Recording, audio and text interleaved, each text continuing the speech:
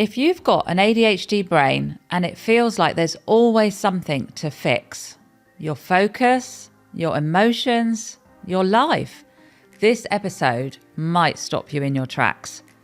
Because what if the biggest misunderstanding is that you are the one who has to solve all of it? I'm joined by Dan Kelso, former Apple engineer at the top of his field, who walked away from that world after seeing something profound about the nature of the self. He's now a spiritual teacher and an author, and what he shares in this conversation might completely change the way you see your mind, your experience, and mostly yourself.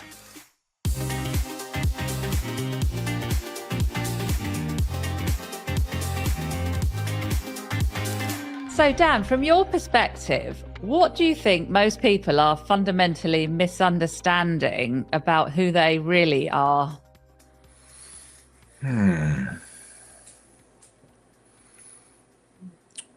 Well, I think the core the core issue, if I was going to call it that, would be that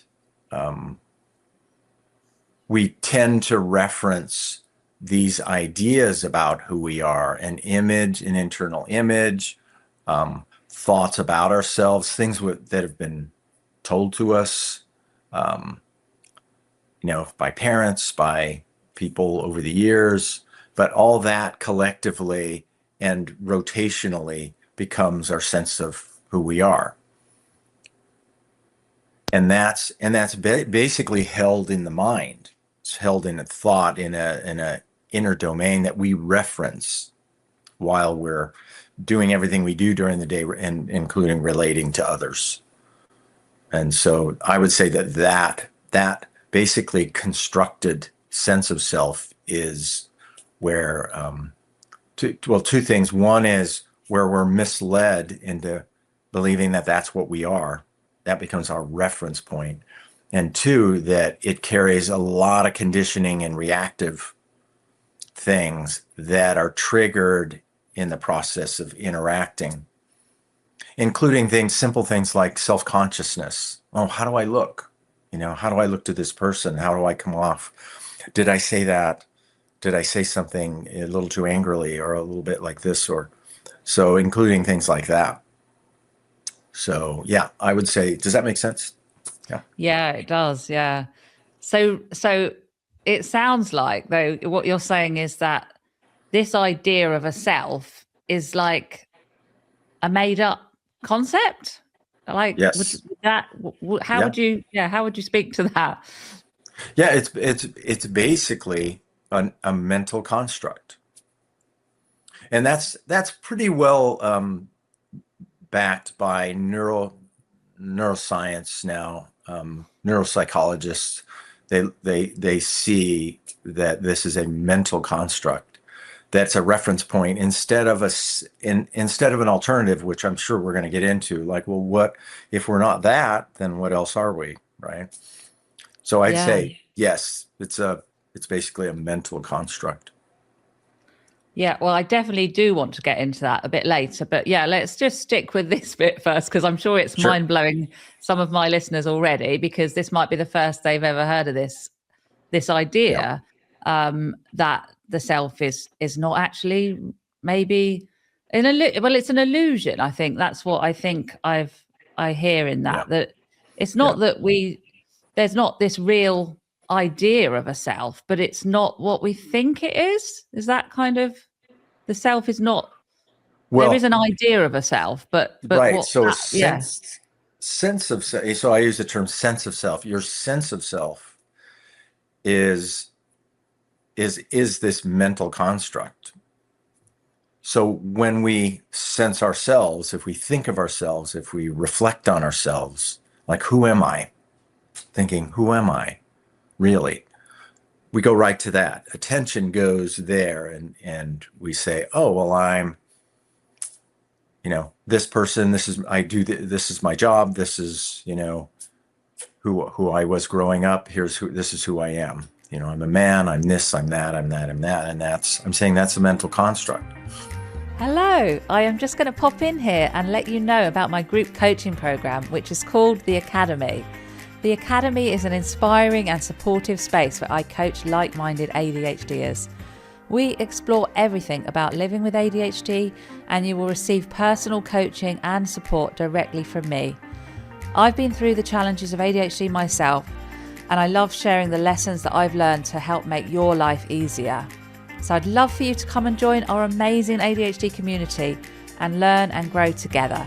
There's a link down below to join, and I hope to see you soon. A lot of my listeners then, they might be thinking, well, that sounds, a bit far-fetched, and Right. how can it really help me in my day-to-day struggles? Particularly that my listeners have ADHD, and they have very active brains, I would say, very active, lots of thoughts. And yeah, so really, if we were just going like practically, like how could it help them?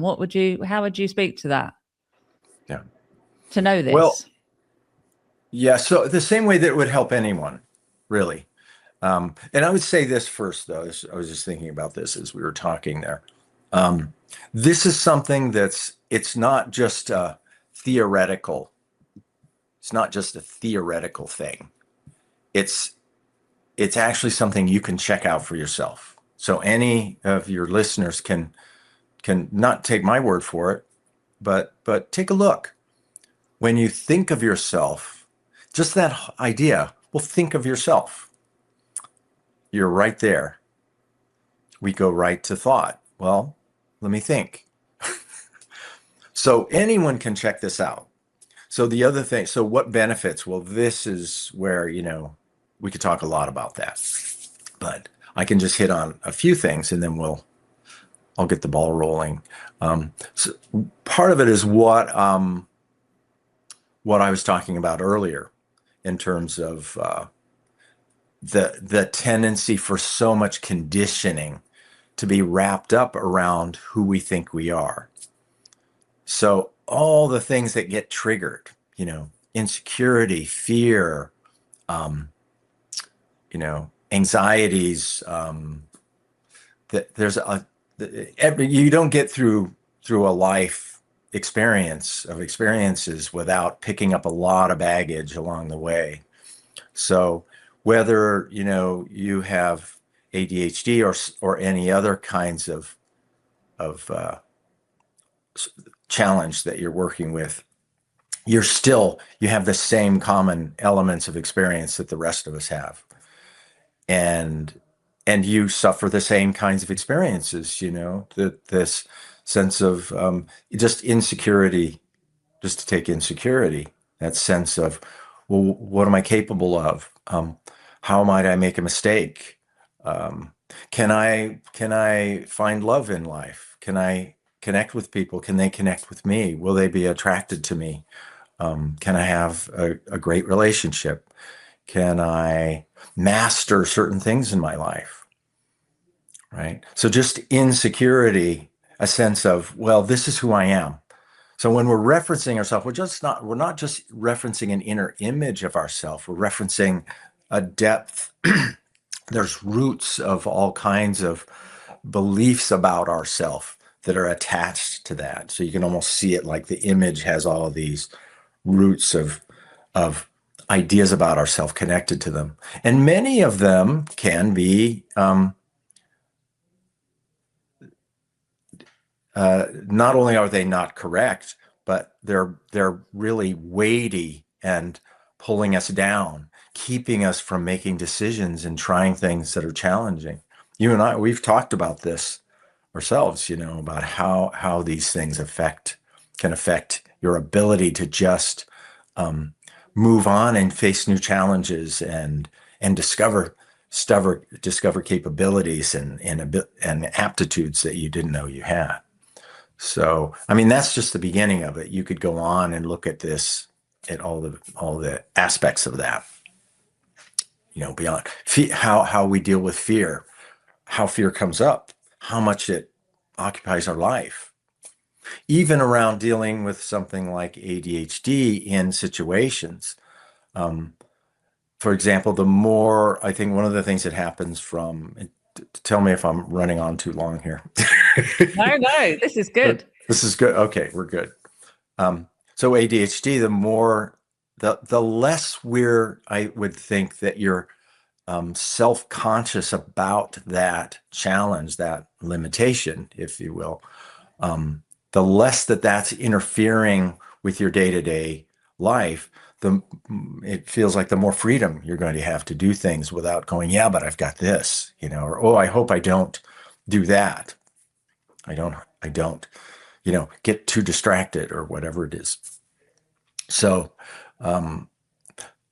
so I think it can have a tremendous effect on anybody under virtually any conditions to begin to see through this sense of self with all the conditioning and reactivity and so on that kind of comes along with it, and sense of limitation. So how would you suggest that somebody starts to see through it, like you just said? Because it does sound a little bit abstract, I imagine, to people that have never come across it. I mean, even to me, and I have come across it, and I work with you. Don't I know we have many conversations about this, and I still forget quite often. But it is life changing. I know the power of it, and that's why obviously I wanted you to come on the podcast, because I feel like it changes everything when you come from this, and it isn't. Yeah. So back to my original question is, how can somebody start to see it? What do you think? That is the easiest way in, maybe. Yeah. Well, it helps. I think it helps to have some direction, either some guidelines for how to investigate the sense of self, right? So that's where some instructional information can come from. So that's in the book, in the web, and on the Deep Self-Investigation website. It describes those. But there's also self-inquiry has been around for a long time. I think the thing about these things is they're spiritual methods, but really it's just common sense. It's just about, and anybody can do this. Anybody can begin to go, well, like, who am I? What am I? Let me just take a look. So I think it really begins with that, is just maybe after listening to this discussion between us, they go, I'm going to look at that. Never really looked at that. Look at myself and see, well, what is it that I think of as myself? So beginning to just look and see where, in what form, what's the nature of this sense of self. So I think that's the great thing about it, is it's just this looking to see the way we're showing up. Just beginning to look, and anybody can do that. Anybody can start with that. Well, I think that what you just said is really key, actually, because I think a lot of people would hear about this and just think it just sounds so, like, I suppose, spiritual maybe, and a bit difficult to even comprehend. But it's like the opposite, isn't it? That's what you're saying. It's actually so fundamental that we almost miss it. So, well, we do miss it, not almost. It's like there's this phrase I've heard. I think it's called like hidden in plain sight. That's it. Right. Hidden in plain sight. It's so obvious in a way we don't see it, because it's too obvious somehow. So yeah, what do you think about that? That it is really that, if we could just see the clearness and the simplicity of it, it actually could change everything. Yeah. I think that's a great point, that we're touching on here, that sense of, it's the way, I would say this too about it. It's the way we look at the world. How do you know where you are? You look and see. You don't think about it. You just look and see. So we talk a lot about, you and I have talked a lot about perceiving, direct perception versus thinking about things. So we really are relying on direct perception all the time. We walk into a room, we're looking around to see who's there. We're recognizing people who are friends and we're familiar with, others who are new to us. We're looking at the situation, the circumstances, the furniture in the room. I mean, we're noticing all kinds of things. What kind of sounds are happening? So this way of looking is really what we're talking about. We're just saying, hey, let's turn it in at this sense of me and use those same practiced ways of perceiving what's there. And I think that, as you know, that's something we begin to refine over time, is less thinking about what's being perceived and more just perceiving what's there, just seeing what's there. So Yeah. again, very simple, very natural, to move into that kind of a mode. And then of course there's instructions, that can come along and help us with the refining of that process. But I think that's what I love about this idea of this practice, or even philosophy of self-inquiry, find out who you are. It's pervasive across many disciplines, Greek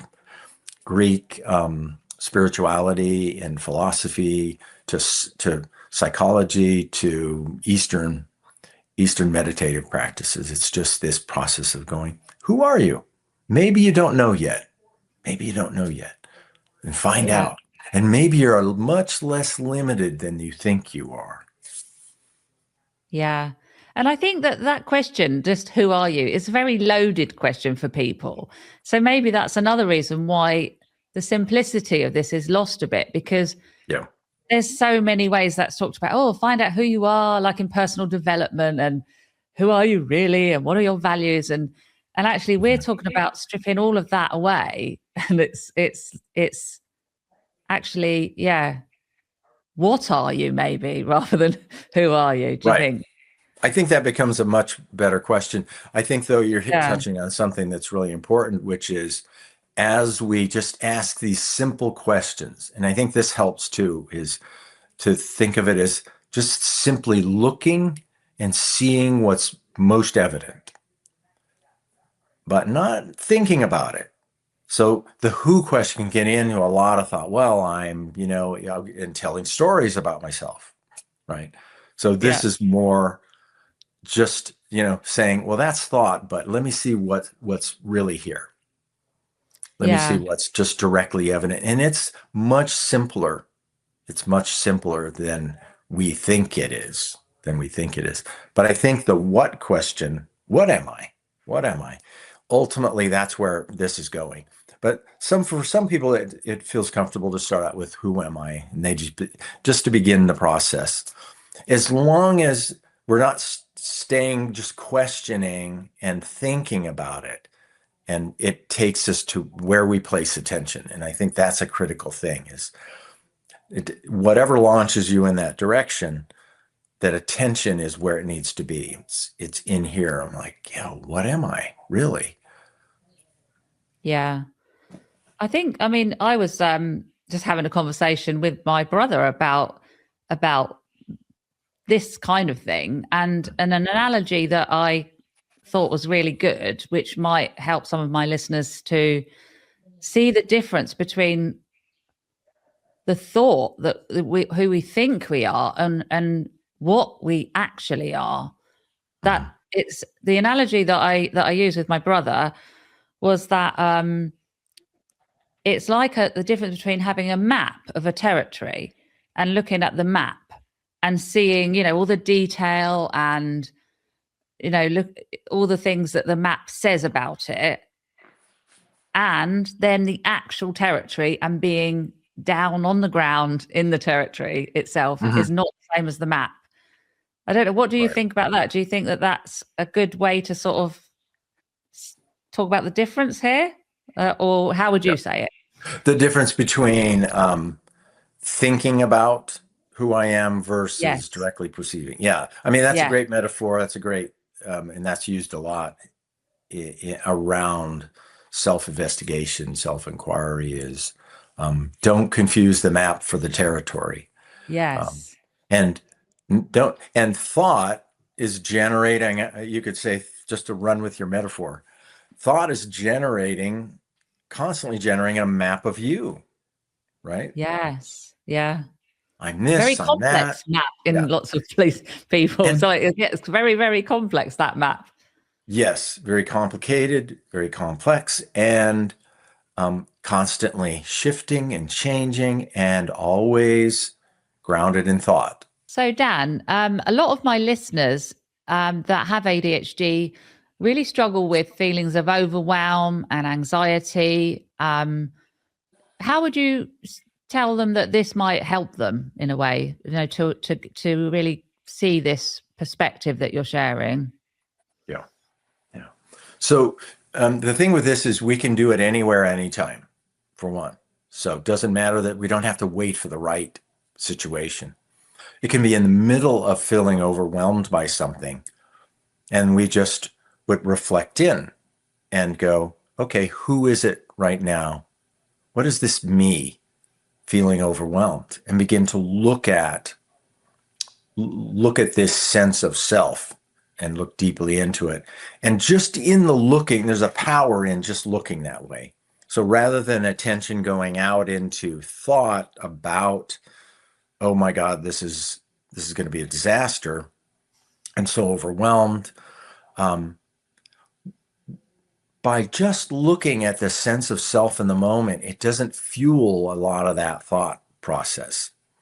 And so it allows for a certain disconnecting from the chain reaction of thought that happens generally with overwhelm, where we think, oh my God, is it this mess? And what if I screw up? And what if this happens? And what if that happens? And imagining, and the anxiety starts going up and up and up and up. So it for one thing, it interrupts the process. The other Yeah. way, though, I would work with that is to just the investigation and looking and getting a clearer sense of ourselves when nothing is challenging us prepares us for that, the time when it does happen. It begins to kind of clear the space and make it easier even to come back to that place when something more traumatic is going on. Well, I've got an idea, Dan. How about we have a real kind of interactive session doing this? Because I do think a lot of times it's still we're talking on the we can't help it. We have to be talking as in a conceptual way, but maybe we could actually do this as a direct inquiry. How you share it with people, and how we've done it ourselves before. Yep. Great. What do you think? Sounds like a great idea. Okay, let's do it. Okay, so I would say maybe if you just you direct it, and then that's what people will sort of see how they could do that themselves. Yeah. So usually the way we start with this is we can explore something that either you've had in the past that's been a concern, and talk about how you might work your way into that, how you might investigate it. We can also investigate, and I think it's good to do these in parallel. I'm just thinking of this on the fly here, is to look at how you feel about that now. And what is the sense of you, the sense of me-ness, I-ness, personalness around just the thought of that kind of thing occurring. So if you had something that you wanted to work with that way, we can work with both sides of it. Does that make sense? I think so. Maybe we'll just start, and then I'm sure it will transpire.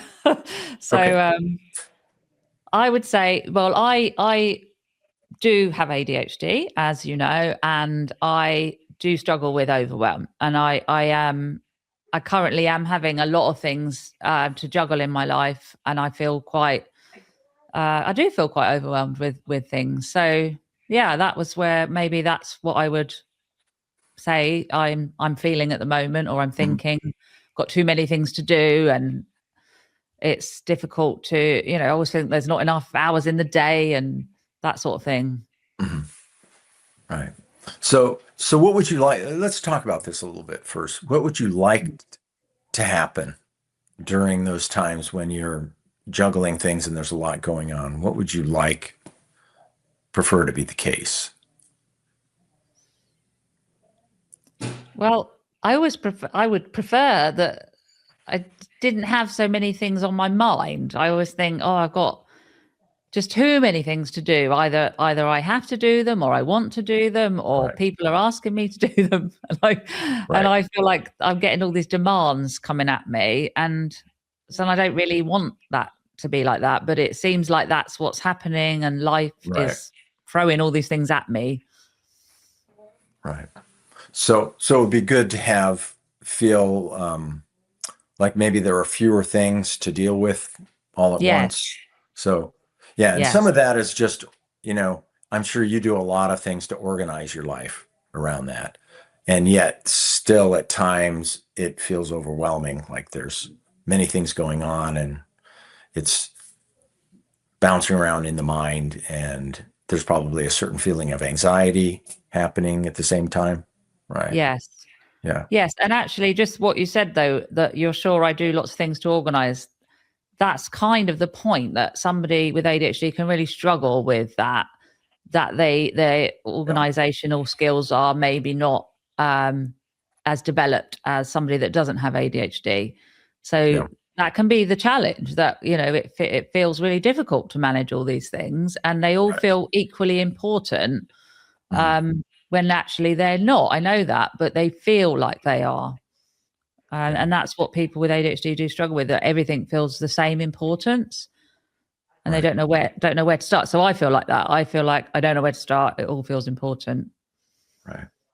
So one way to approach this is to just begin to, instead of doing what you normally would do, which you would be, tell me what it described, like for 30 seconds, just tell me what are the thoughts and what's the experience like as that sense of overwhelm begins to happen? What's happening in the mind? What's happening emotionally or felt in the body? I mean, I can feel it even now, just talking about it. I can feel in my Yeah. body like a tight grip feeling, like a vice. And in my stomach, it feels like a bit of a, like, that feeling when you're about to go on a roller coaster, or you are Yeah. on a roller coaster, that sort of a drop. It feels a bit Drop. like, and yeah, like a sinking sort of feeling. And the thought, and the thoughts are, this is too much. I'd Yeah. say that's a common thought that I have a lot. This feels too much. I can't cope with this. Right. So what we're going to do now, I think, my feel for this is that we want to go right to that because that's the living experience. But this can also be done in that circumstance. The same thing can be done as well. What we're going to do now, in terms of investigating. So instead of us going to, so right now, those are some really good descriptions of kind of visceral heaviness or dropping feeling. Maybe a bit of anxiety, just thinking about the experience, not even Yeah, experiencing it, just the thought of absolutely. it, Yeah. right? And that's very similar to what happens in the circumstances where we realize there's a sense of overwhelm happening and that we are going to have similar reactions. So what we're going to do is show how self-investigation is different from the way we normally think about this. So the normal way of thinking about this would be to go, oh, what can I do to reduce the anxiety now? It's not even happening yet. I shouldn't be feeling this. Try to kind of talk ourselves into a place of less anxiety and less of an uncomfortable feeling. And what we do with self-investigation is go, we're not going to try to fix that right now. What we're going to try to do is see, what is this sense of me in relation to that experience? So we're going to do that right now. We're just going to drop into, who's sitting in that chair? What is this you sitting in the chair that these feelings seem to be coming to and affecting? And so just let your attention drop in there and begin to kind of use different ways of paying attention, scanning, probing, and exploring. What's the sense of me here?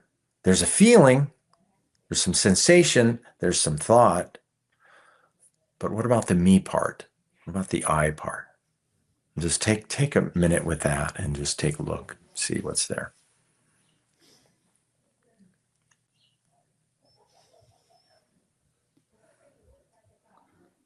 Yeah, I feel like it's I feel like I am experiencing feelings in my body, like sensations, and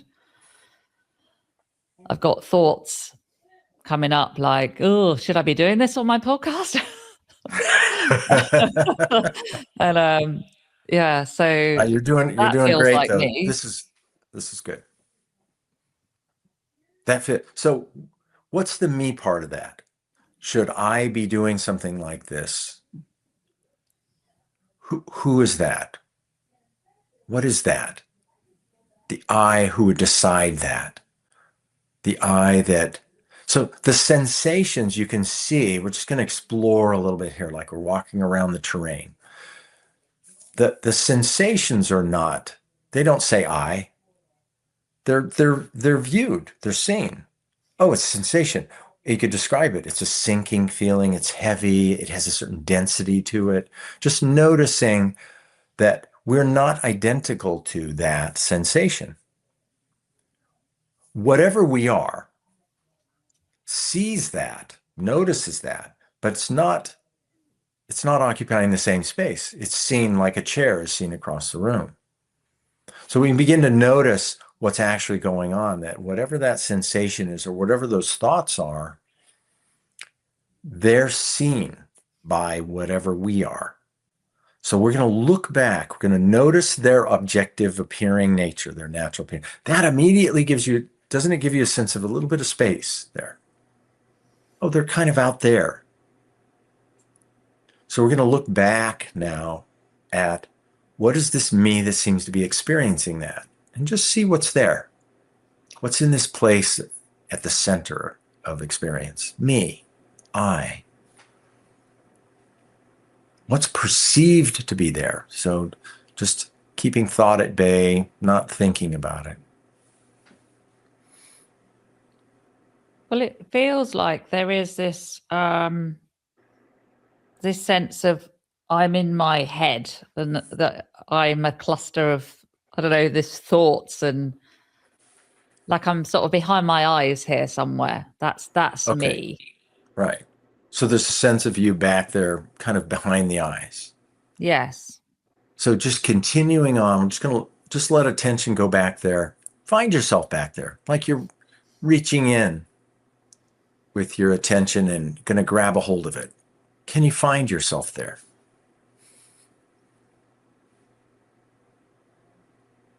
No, it it felt like it, but I can't Mhm. have it at all. No, there's Right. nothing there really when I really look. Yeah. Yeah. Yeah. Right. Yeah. We don't. So not found there, even though it seems like that's where you are. So this is good information. It's like, okay, I'm not back there like that. So just at the same time, what we're going to do is check every once in a while. How's the feeling, the anxiety feel, the sinking feeling? Has that changed? It's still there, but it doesn't feel quite as intense, let's say. Yeah. Yeah. Yeah. So that's a great thing to notice, and a really good thing for people to hear is as the exploration, just the exploration itself immediately begins to have an effect. That Mm. by not having attention right on the tensions and the uncomfortable feelings, they seem to kind of subside on their own. So it's just a nice side effect of this investigation, but also beginning to see, well, you're not behind the eyes somewhere. So then just scan the field in there. Where in what form do you seem to be showing up now? Just whatever comes from this perceiving. I think that I feel that I am this body, that there's this gravity pulling me down. I can feel my, my legs, my body in this chair, my feet are on the floor, my arms are. So that feels like that's me, that I'm a body. So This you say, Juliet body. right. So you're saying, I can feel that my feet are on the floor. So you sense that your feet are on the floor. Are you Yes. are you in the feet?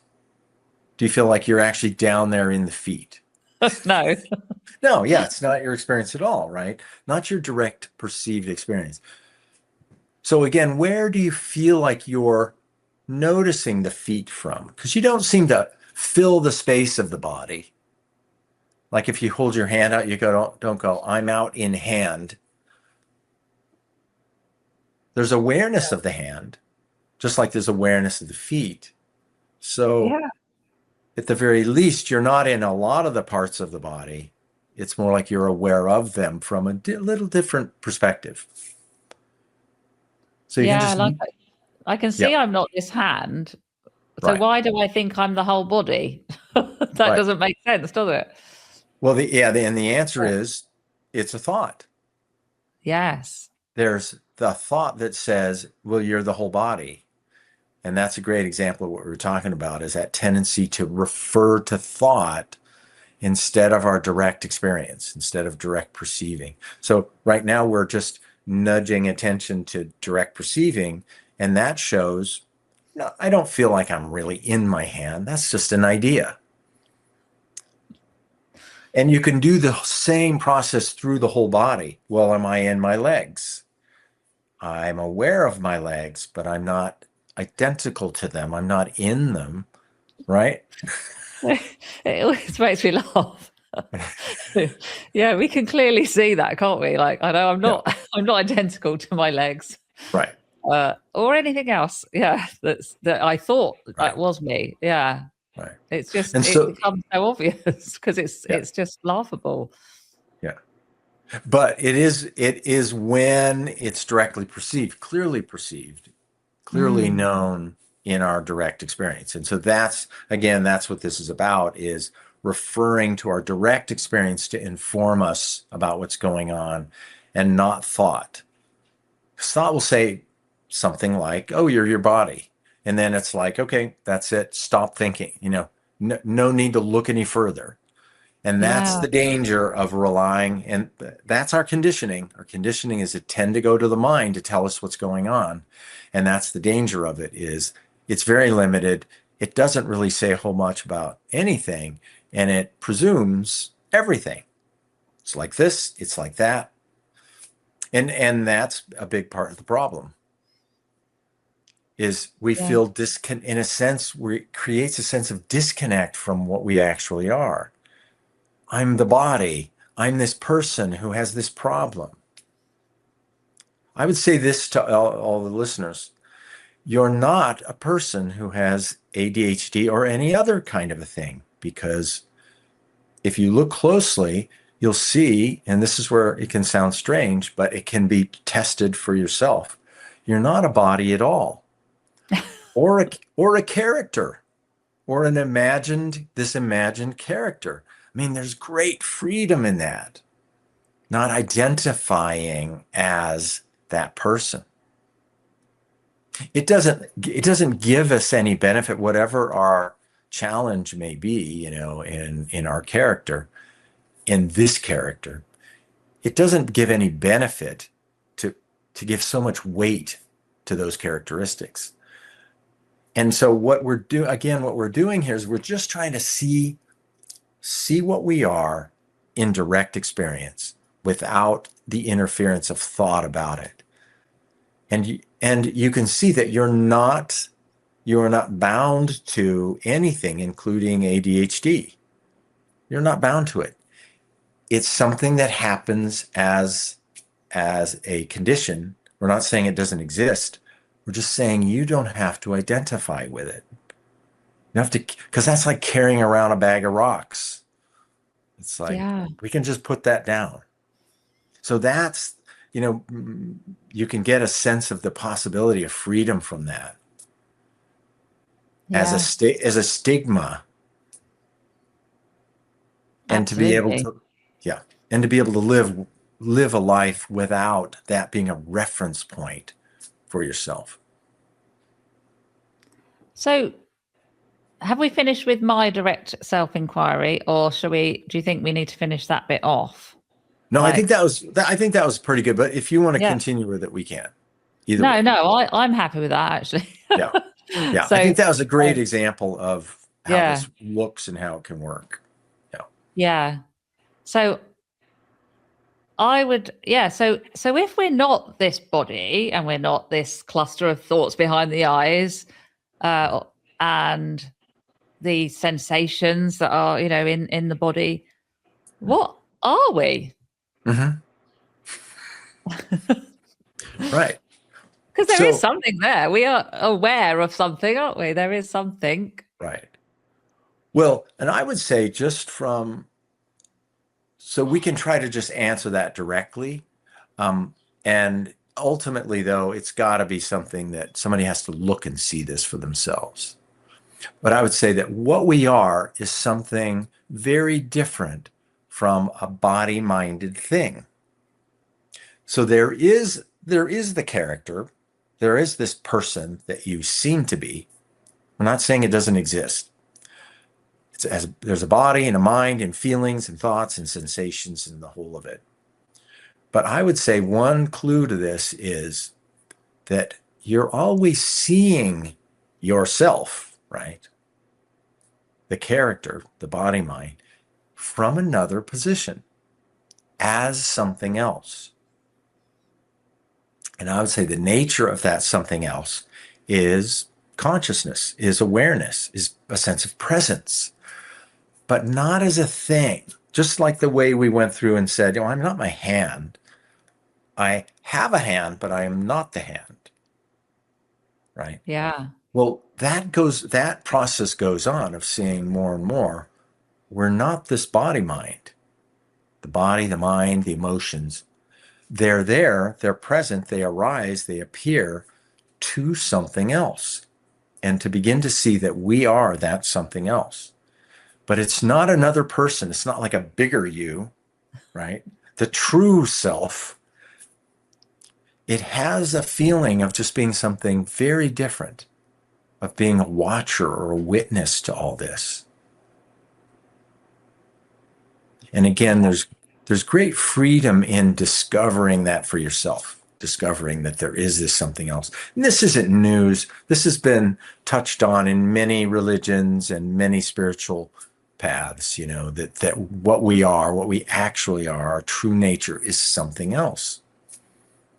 So this is about this very available exploration and discovery of, you could call it presence awareness, or aware presence, or conscious presence, but it's something very, or, you can even use terms like, a soul or spirit, something like that. But what it isn't is the character. So there is a character, but we are not identical to it, and we are something else. And then, so not only are we looking at what are we not, but then in that process, we're discovering what we are is this other possibility. And again, great freedom in that from any kind of limitation, and a possibility of a life lived without the burden of that. And I know that's what drew you to this, Oh, was absolutely. beginning to Yeah. see that. Yeah. Oh, yeah, it is. It's just so liberating. And it's reminding me a bit of what you're speaking to really with that is, I don't know if do you know of Rupert Spira? Yeah. Yeah, and he talks about the the uh, the awareness is John Smith, Mm-hmm. and John Smith is playing a character of King Lear, and Right. King Lear has all these issues and problems, and like his daughters are, I Right. don't know, conspiring against him, and he's trying to control the kingdom and everyone, Right. and then for a time he forgets that he's actually John Smith, and John he Smith. really thinks he's King Lear. Right. And that I don't know, what do you think about that as a kind of a metaphor? Right. Do you think that that's kind of what you're saying here? Sure. Yeah, that's great.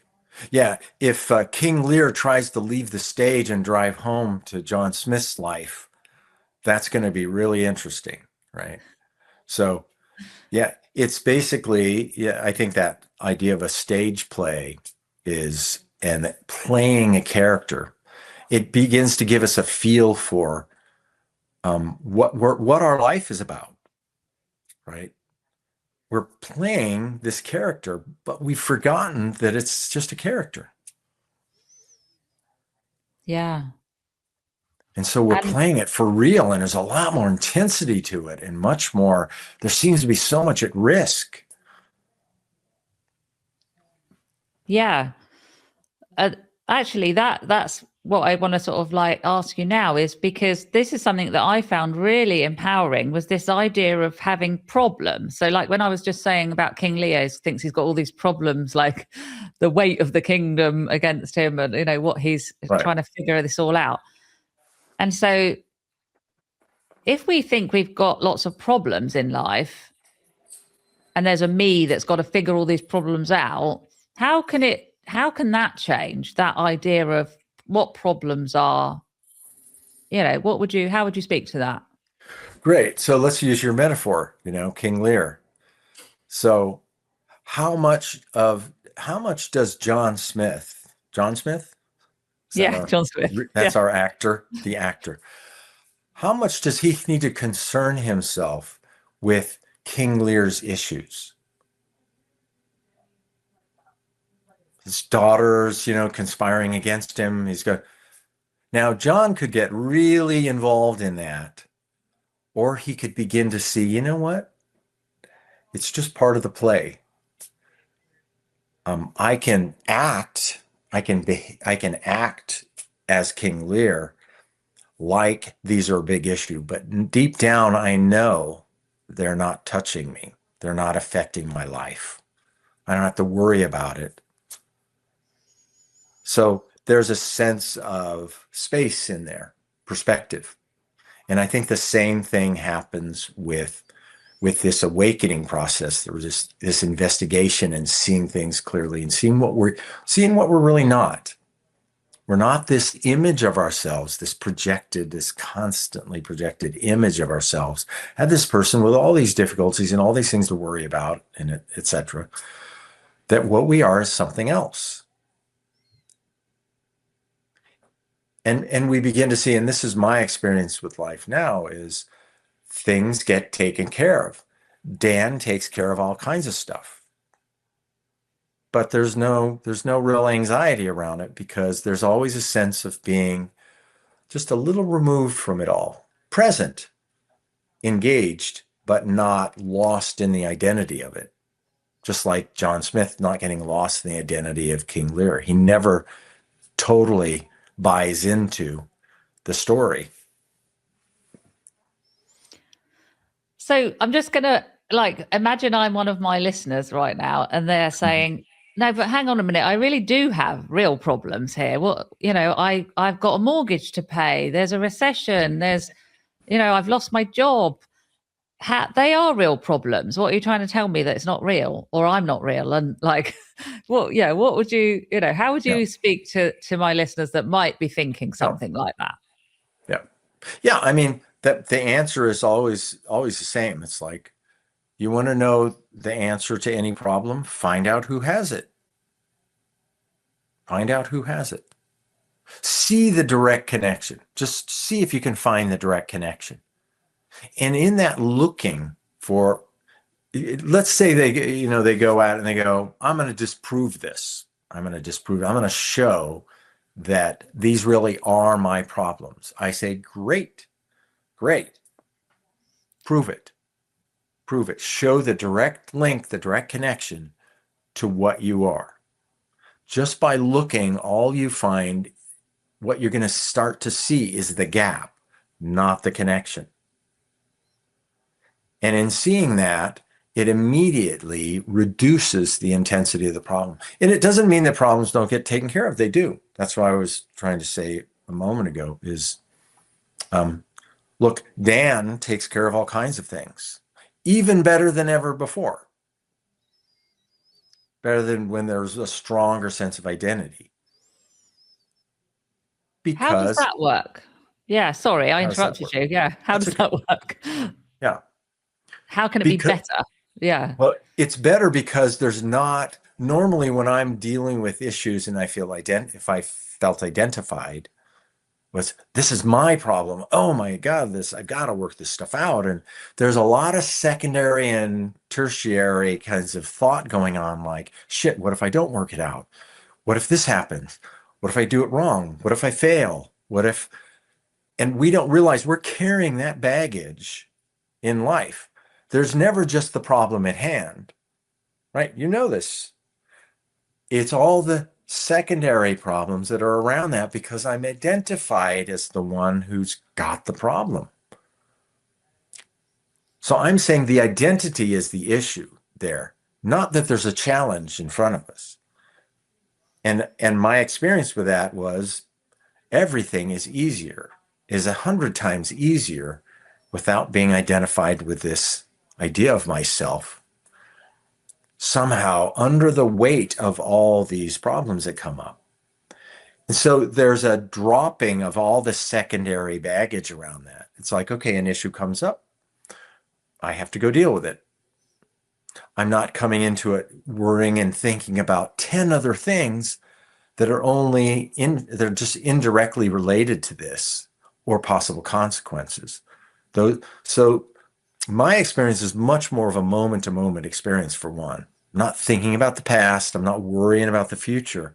I'm able to be present, aware of, as awareness, aware of what's going on, but I'm never lost in the character. I'm never king. I'm never lost in king. There's never any sense of I am King Lear. No, I really do have all those problems. So Yeah. I get that it can sound like you're just bypassing that or pretending it's not yours. But I'm saying what is happening in most cases is you're pretending that they are your problem. You're doing the opposite. So Yeah. I love that because I think that's the freedom because I think before I thought, oh, there's no problems. We just think they're a problem. But actually, I think it's slightly different. It's like saying, no, there mhm, are real problems. There are right. challenges in life. But Yep. if there's no self to own those as mine and I have to be the one to sort them out, they're just challenges that are dealt with, then it kind of is very, very liberating in that Yep. respect. That it Yeah. doesn't mean that we're not going to do things. Like you said, there's still things to do, there's still things, but we're just dealing with them in the present moment. We're not, there isn't an I to worry that they're going to get it wrong or someone's going to judge them or they can't Right. deal with all these things. That's what I'm hearing, I think. Right. Or it doesn't get done right, or Yeah. or something happens. Mm. So here, I mean, a little bit of a example, I think, a metaphor for it is so I worked at a corporation back when I was doing that sort of thing, and I had people that worked for me, right? And these are people that were hired and they were competent and they were there to do a job. Now, I could do everything that needed to be done myself, or I can delegate. I love delegating. So, and that's the point of having people hired is that they're responsible for taking care of what needs to be done. I don't have to worry about it. All I have to do is I know what the problem is. Just like now with this situation we're talking about, you know there's an issue, just as you said, and you're right. Yeah, there's something that needs to be done. But do you need to do it? No. You hired people to do that. As a manager, you hire people and you trust them to do the job. I don't have to worry about it. I just have to know what's happening and just have an awareness of it. But I always have a sense of freedom around that. Like I trust that they will be taken care of by them. And it becomes the same thing for us as we begin to trust that Juliet will take care of the problem. You will be aware of it, but you Yeah. never have to, but you, so there's a real trust factor in this. And we're not trusting blindly. We're trusting based on what we see through the investigation. I am not the character. They're not exact. They're really not my problems. They are problems, and Dan will take care of it. And he does it just fine. As a matter of fact, he does it better that I'm not identified as him. Yeah. And it sounds strange, like it couldn't be like that, that somehow we would miss things or whatever. But it's the opposite. It's the opposite. Things are handled much more efficiently and effectively without identification going on all the time. Yeah. Yeah. No, I really felt the difference there. And thanks Yeah. to you and working with you. And but also, just the general that's letting go of this idea of self. Right. And an awareness of who I or what I am, maybe rather than who I am. Right. So Right.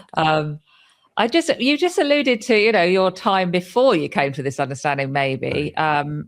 I know that I think you worked in Silicon Valley. Is that right? Did you, Yeah. it's quite a corporate position. Yeah.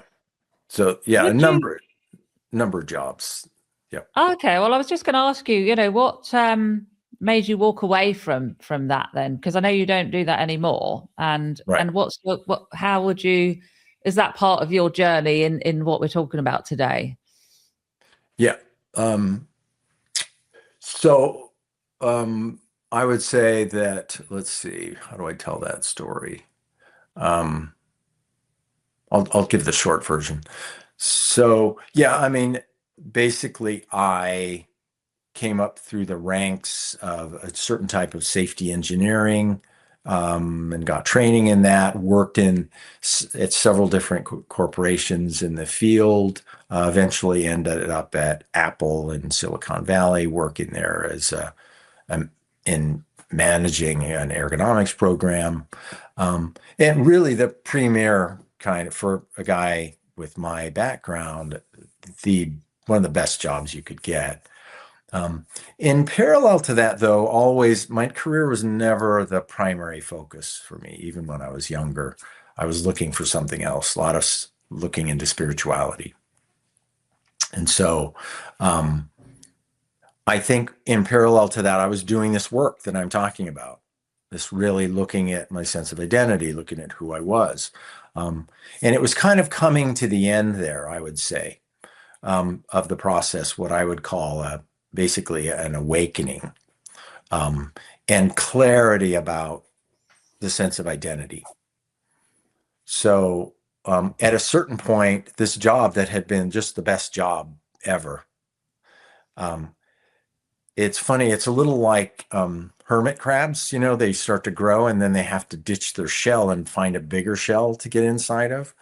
And so at some point, something that felt so good and so natural and so right and so fulfilling just didn't feel that fulfilling. What I really wanted was freedom to continue exploring things that had nothing to do with careers or corporate life. And it started feeling more and more confining and restrictive. It's like my attention was drawn. I had to give attention to that. And I didn't want to give attention to that anymore. I mean, I was drawn to new things, like continuing to explore the nature of feeling and experience and sensation and all kinds of possibilities for, the subtle energies that are flowing in life. Why does it feel so good to be in a forest, for example? The rejuvenating nature of that. So all that started to really pull at me, and it started to feel more and more confining to be in a corporate setting and work and playing that role. And by then I was really seeing how I was playing a role that I just didn't want to play anymore. It was occupying too much attention. So it was very easy. I mean, at around 58, I just looked. By then, I mean, like I said, I had this awakening and this clarity around identity.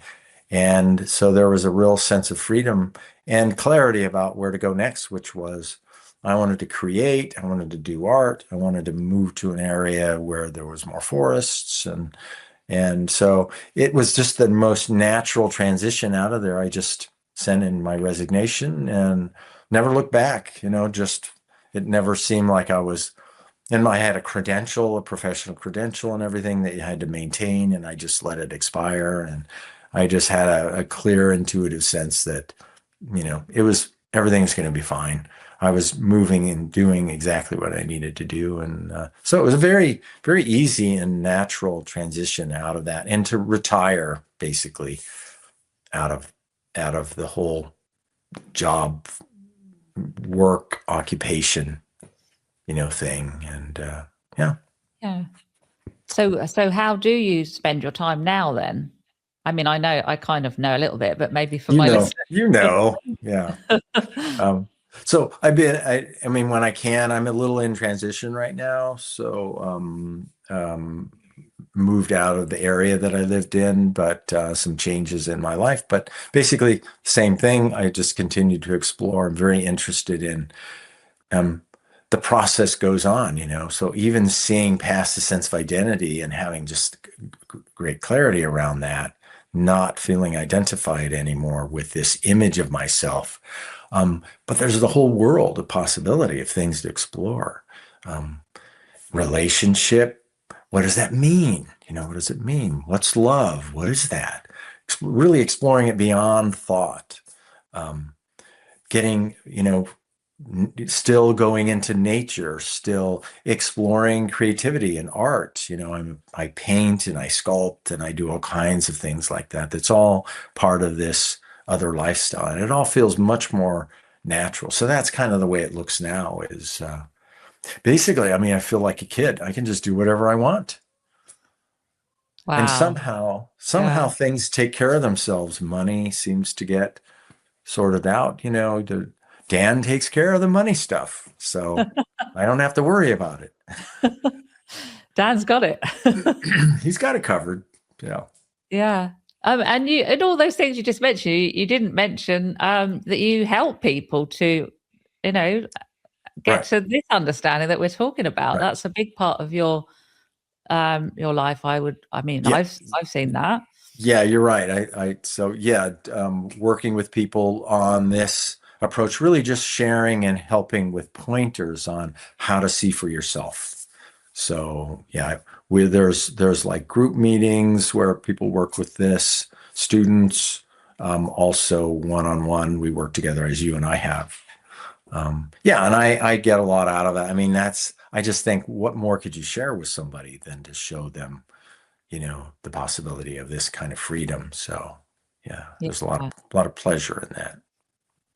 So Dan, I'm just going to ask you one last question. And that is, if someone's listening that feels that there's something fundamentally wrong with them, as I know a lot of my listeners do think that, that was my personal story. I don't think that anymore. But if someone is thinking that, what would you like them to know? So there's a way to look at that that's available to anybody. If they're interested in really questioning, do they have a problem? Do they really have a problem? And my answer to that is, find the one who has this problem. See if you can find yourself as the one who has that problem. And in that, I know that if they stay with that, they'll begin to see that they've always been free of that problem, that there is something there called the problem, but that it's never been theirs, that what they are is something that is free of that. And then that can be found, that can be discovered and seen directly by anyone who wants to look. So what you're saying is there's no self to be anything wrong with. If they think there's something wrong with them. The self that they think they are is part of the problem. But it's imagined. It's a construct. And that the whole point is to see that you're not that. You're not this mentally constructed you. You're something else. And that something else is already free. Yeah. Oh, that's such a a great note to end on. Thank you. You're So, Dan, welcome. thank you so much. And yeah, if people want to work with you or find out more about you, how can they do that? Yeah. So there's a website, deepselfinvestigation.com. And there's also a book, which I Which believe you I have a have. copy of. This is the book. I highly recommend it. It's a real it's what you do, isn't it? You actually lead people in the book to do this kind of work, Right. to really see what's actually going on. Yep. So there, it's very methodical, and it kind of goes through step by step how to work with this. And it tells a little bit about my background story, kind of where I came from, and has some dialogues with students in there toward the end. So there's the book, and then there's the website, and they can contact me through the website. There's a contact in there. And there's a number of senior students that also work with people. So there's ample opportunity to work with different types of people on this and to go into some real depth if they want to. Brilliant. Thank you so much, Dan. And I'm going to have to get you back on again another time, I think, because I feel like this is such a important topic. I mean, you can't really get any more important than this, really, can you? It's fundamental.